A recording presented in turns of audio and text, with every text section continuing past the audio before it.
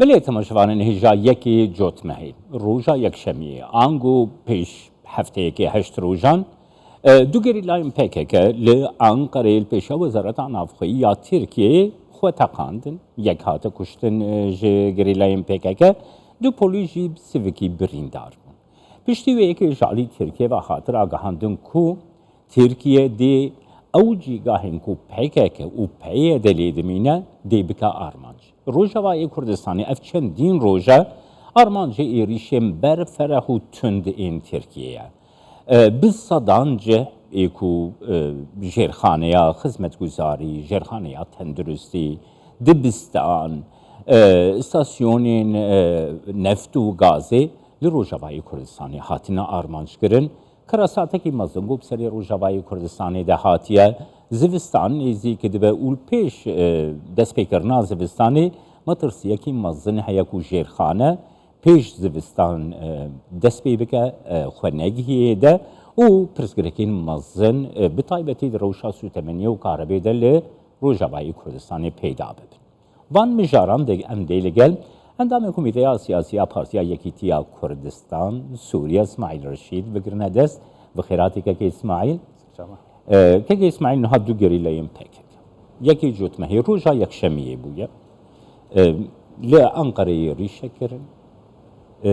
پشتی وی ایریشی ترکیه دست به ایریشین لحنبری روجاوای کردستانی دست بیکن گری دایبونا و هر دو مجاران چیه یعنی تو چوادن ارکی سپاس کاک جمال براستی اف دریجبونا کریزا سوری و چارسری جیره و او نجدیتا جفاکا ناف دولتی هشتی اف سوری بوه وقت میدانکی هر یک لبرجواندی خواه لكاربكو وبجيبينه ويك جوان دولتنا تركيا ام ناس دكن باندورا وي دروشا سوري وكريزا سوري خورته دبينن صدمه ويجي هنا انه دورا سينوري وي قالكي دريج بالسوري عادل انه وقت دبينه انه كيشيه كهي او كيشه بارتيا بككي او دبينه وقت بارتي كترور لتصير ترور ناف دولتيه دبينه جيبونا بكك السيرفيس نوري هاني مترسيا جهرتينه فالفيدا نا جارا اول وداويجي تركيا روج افاي كردستان بمباران دكه كي يسمع انه انا كس ايرو داخو يعني اك بلافكر جبورا يا قشتيا جيهاني شي انا كس داخواسيش تركيا دكه كو يريشي خراوستينا برامبري روج افاي كردستان لي همان دمي داخواش پکه دکه کو دستوردانی کارو برای روجاوای کردستانی درنک. اف داخویانی آن کسی تو چاوا دخوینه. اوش خوا اولو يعني راست آنها اف تركيا قاوا روجاوای کردستانی بمباران دکه اف بنسازي قال لك زرار دقيوان واف الشر تشتكي ولو نورمال او شري ولو باقش دي ومخابن بيتر خلق مي سيفيل او قربانيه داتينن بيتر اف تعدي وزور لوان دبي لاف جريمه كبراسي لجريمه برمزن من سر بسكرين شما كيفان حجتها ضد تركيا او حجت بككيه هنا او تفجيره اكبر دمك تشيبو لاسطنبول تشيبو هنا ايريشي تركا لسر روجاوای كردستاني نسكني بو كيمو بو مخابن بككيت بوي ايريشا ال انقره يعني برسلفدكي چفيدا كرداتي دبو چفيدا ملتي كرتي دبو جهر والخجرت قومي افتشتايا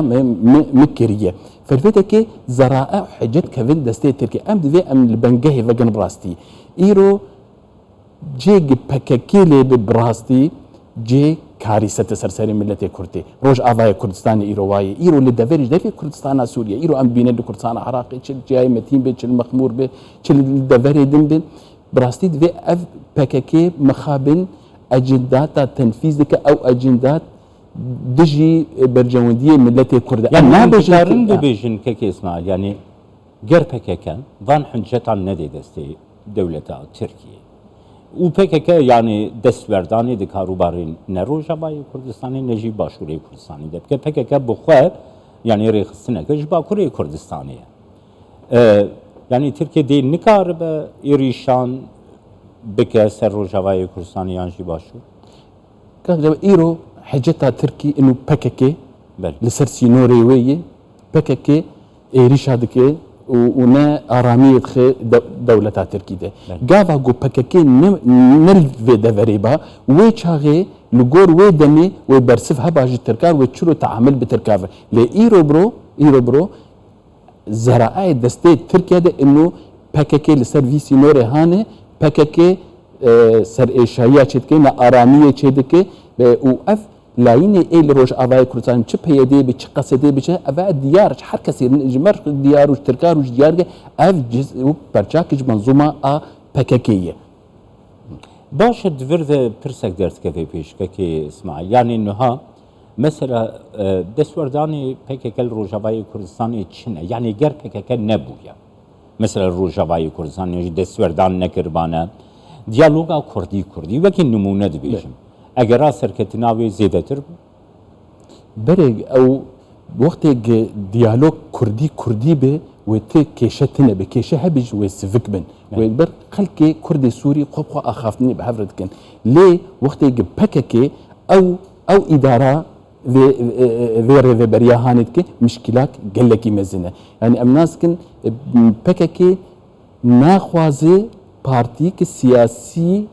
ناخوازه تا آرامی لپرچاکی کردستانی چه او چه ریزه دی دیرو کاوی دی سال 8 ده به هزار خورده کرده روش آوای کردستانی PKK او دبرن جیای ای کردستان ای ترکا او خورتانا شهید کتن او دچون دبر چه دزم یعنی دی سالا اف دشتکی دیار دی سیاست PKK ده سروک PKK عبدالله اوجدان ده برتوک خود دی بیجی دی او کرد ای روش باکور هاتن روش آوای کردستانی دی اموان کردانا روش آوای کردستانی ان وگری یعنی وگراندنا خلکی دی روش آوا والا اف کان جماعت اف تشتی ایرو دی به PKK و تشتي بزراعة ضد تركا وترك تنفيذانات و PKK أرمان جاوي دوي خلقي روج آواش خلقي خو فالا بفي دوي تغيير ديموغرافي شيء بفي دوي خلق نمي دوي خلق دركا مش دافي سينورا كيك اسماعيل باش انها مثلا انا كسب داخو يعني دا يا پیامه که ده رایا گشتیا جهانی جی ترکیه جی PKK جی يعني دي بيجاكو تركيا دي إيريشي خو راوستيني هیزی نافدولتی دوی فشاری ترکیه بکن کو وانی ریشان نکار به بکل سر روجاوای کردستانی شپکه که رجید بیجه دستی خو نخ ناف روجاوای کردستانی ده باشه انه کسی دی چی بکن جبو بجیه آنینا و بان داخوازین گوده که باش او انه کسی کارکی سیویل سیاسیه دیپلماسیه تشتكي تشكداري جم انا كسيتنيه وباوريا ماجي بكاري تشكداري ناي دروشا سوري وكريزا ويده اي وقت انا كسي في بانغا خو دشينه جواكا ناف دولتي وبتايبتي امريكا ايرو بيتر بر بسياره دبر افتشتي اي دفر ما تشد بجبر او دفر امريكي لين اف كرياري اي بيدي بو افتشتي اي ريشه اي تركاد به امريكا لدفري يعني انغو انا كسي دي پیوندیا آستا پیوندیا مخوی دیپلماسی بلندتر بکه جبوی وی روشه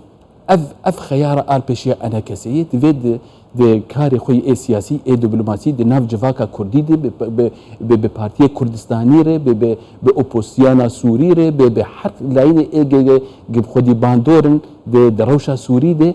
في PKK روج آوای کردستانی درکب نباش روج آوای کردستانی جه همو پرچه کردستانی دین درکب PKK جه گلیبه او جه مترسیه نجه آرامیه و اف براستی مترسی پرمزن اف جمعت خستن وقت بدنگ بلند ام باكن خلكي ما ملتي ما انه نعنو دولتها ترك خيرش كردار خوازي او تخوازي ما في كردها به لايج في حجتي خدستي تركا PKK دي جي كردستان سوري درك ايرو رو ام دبينن وقاس اف بويري جيتشي دبن يك بيشندان لتركي 20 مليون كرد لتركي يك بيشندان لتركي يك لي مخابن ميدان كردستان سوري وكردستان عراق بس كردستان عراق انكي روشا كويت هالمدي هي لي روشا كردستان سوري ايرو بويه وقت ساحاك جبو او PKK ارمان جي خو وناكوكي خو لسر روش آوای بس كيك اسمع النهاري وبريا خسرشي حسد جي دبيجي بيونديا مو PKK بهفدورا نينه راست أبي افتش نراسك كاك جمال قصدي مسدي بيدي بحمو لايني خو جزء كج منظومه بككي ايرو روج افاي كردستاني تشي سازيه هنه تشي جهه هنه يك ج كادري اي بككي اي قنديلي او كنترول دكه إيه باش مثلا ها كادري PKK شو علاقة واو روجافاي كردستاني هي يعني مثلا خلكي روجافاي كردستاني خدي نرخين خويا خدي عاداتين خويا مثلا بيجن سيستما جواتي ياكل بالرونشتي هيا نرخين جواتي بيوندين جواتي جودانا خلق زاني كي روس بي جواتي اي PKK شخونا خلقي بيدر يعني افيك جالو زيادة ناخي افرق الو زي امازن جبر بككي كاك جمال برولك دمكيد ليزه اف رول جيتي خوستن وظيفاك باجنداتي خلكي بجيتين اي دولتاتين اي دجمني ملتي كرد بجيتين جبر هنكي باندورك ايرو لروج افاي كردستاني چما بيتر تركيزا بككي روج افاي كردستاني جبر اولاين يويدن هنا اولاين بحجتها انه او استثمار بكن او شر داعش وشر داعش دكن بككي دخوازي دريا ويري دريا والا يندي خو خوشبن ليستا تروري درخينه لي مخابن افايا وبجي جفاكا ناف دولتي وملت وخلق ناس كن ببارتيا بككي براستي بارتيك اشكاليه